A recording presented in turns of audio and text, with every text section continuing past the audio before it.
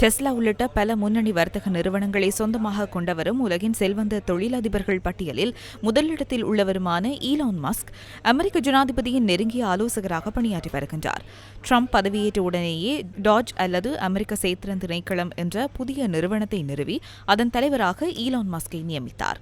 இந்த நிலையில் ஜனாதிபதி ட்ரம்ப் குறுகிய காலத்தில் கடுமையான வரி விதிப்பு கொள்கைகள் உள்ளிட்ட பல பொருளாதார மறுசீரமைப்புகளை செயற்படுத்தினார். இந்த தீர்மானங்களின் பொருளாதார தாக்கத்தினால் இந்த ஆண்டு ஈலான் மஸ்குக்கு சொந்தமான டெஸ்லா நிறுவனத்தின் பங்கு மதிப்பு 40% சரிவை சந்தித்தது.